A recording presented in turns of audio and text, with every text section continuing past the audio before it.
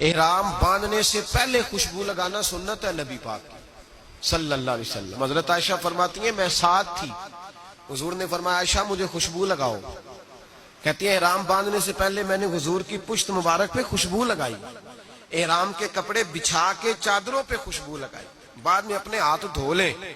احرام پہننے سے پہلے خوشبو لگانا سنت ہے، بعد میں لگائے گا تو دم پڑ جائے گا، ایک بکرا دینا پڑے گا۔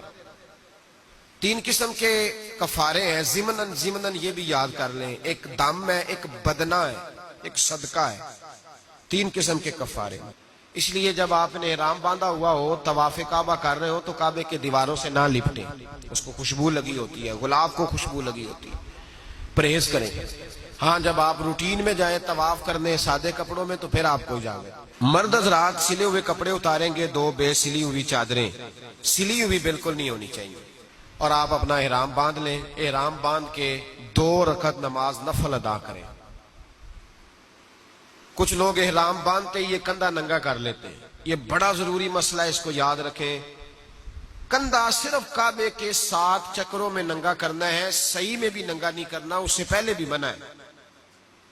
صرف اور صرف سیدھا کندھا ننگا کرنا ہے جب کعبے کا طواف کرنا ہے، نہ اس سے پہلے نہ اس کے بعد۔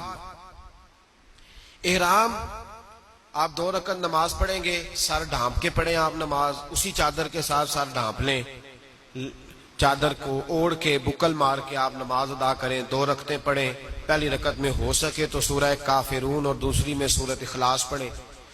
2 رکعتیں پڑھ کے پھر آپ ہاتھ اٹھا کے دعا مانگیں۔ کیا دعا مانگیں؟ اے اللہ میں عمرے کی نیت کرتا ہوں، چونکہ تمتع والے نے پہلے عمرہ کرنا ہے۔ اے اللہ میں، اچھا یہ جو لوگ یہاں سے جاتے ہیں نا جدے، وہ بھی تمتع کریں گے چونکہ جا کے پہلے عمرہ کریں گے، اور جو ان کی فلائٹ پہلے مدینہ شریف کی ہے وہ بھی جب مدینے سے جائیں گے تو پہلے عمرہ کریں گے، پھر احرام کھول دیں گے، وہ بھی تمتع ہی کریں گے۔ تو دعا مانگیں، اے اللہ میں عمرے کی نیت کرتا ہوں، اسے میرے لیے آسان فرما اور مجھ سے قبول فرما۔ لبیک کہیں گے۔ ہمارے قبلہ حاجی صادق صاحب رحمۃ اللہ علیہ بڑی خوبصورت بات فرمایا کرتے تھے، وہ کہتے تھے جب تو لبیک کہتا ہے تو تو کہتا ہے یا اللہ میں حاضر ہوں۔ لبیک کا معنی کیا ہے؟ اے اللہ میں، اس کے ترجمے پہ ضرور غور کریں، اے اللہ میں آ گیا ہوں، حاضر ہوں، اے اللہ میں آ گیا، یہ اس کا معنی ہے۔ آپ فرماتے تھے دیکھو نا بچے گھر رہ گئے، پیسے پڑے رہ گئے، جائیدادیں ادھر رہ گئی، ہر شے رہ گئی، اور 2 کپڑے پہن لیے جس طرح کفن پہنا جاتا ہے، اور ہر چیز چھوڑ چھاڑ کے کہا ہے اللہ میں نے کدھر جانا تھا، میں تیرا ہی ہوں، لبیک آ گیا ہوں، میں حاضر ہو گیا ہوں، میں نے کدھر جانا تھا۔ فرمایا اس ارادے کے ساتھ اس کی بارگاہ میں جا کے اللہ آ گیا، میں تیرا ہی تھا، میں کہیں جا ہی نہیں سکتا تھا، آ گیا ہوں۔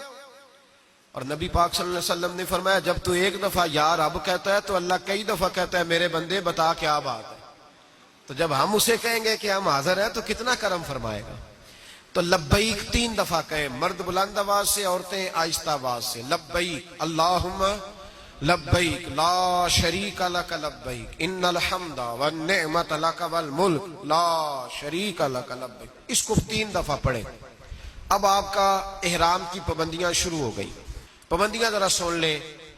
مرد کو سلا ہوا کپڑا پہننا اب جائز نہیں رہا، نیچے کوئی چیز نہیں پہن سکتا، بڑی سخت سردی بھی ہو تو مرد نیچے سویٹر نہیں پہن سکتا، اوپر اوڑھ سکتا ہے کوئی چادر، بڑی سی چادر اوڑھ لے وہ بھی بے سلی ہو، لیکن وہ نیچے کوئی چیز نہیں پہن سکتا۔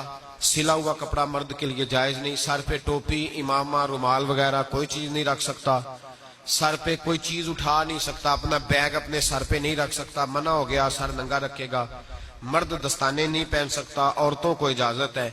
مرد ایسے جوتے نہیں پہن سکتا جو درمیانی جگہ کو چھپائیں، یہ جو ابھار ہوتا ہے نا، ابھار اوپر والی سائڈ، کیا چھت کہتے ہیں ہم اسے، پیر کی جو چھت ہے اوپر والی سائڈ، اس کو چھپانا درست نہیں۔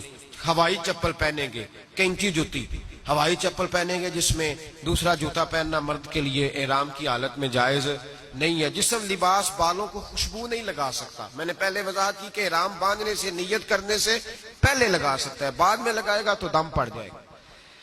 خالص خوشبو الائچی، لونگ، دار چینی، زعفران، اس طرح کی جو چیزیں بھی کھانے میں ڈالی گئی ہوں، اگر ان کی خوشبو واضح ہو تو وہ کھانا بھی تناول نہیں کر سکتا۔ ہاں اگر پک جائیں کھانے کے اندر اور خوشبو ان کی محو ہو جائے پھر کھا سکتا ہے. کسی سے کوئی جھگڑا نہیں کر سکتا. ہر جگہ جھگڑا منع ہے لیکن اللہ نے نام لے کے کہا ولا جدال فی الحج, اور حج میں جھگڑا نہ کرنا. حج میں جھگڑا نام لے کے کہا. کو کتنی مرضی بھی تکلیف دے لیکن ہم نے آگے سے جھگڑا. بکینا کالو سلامہ بھائی تجھے سلوٹ ہے.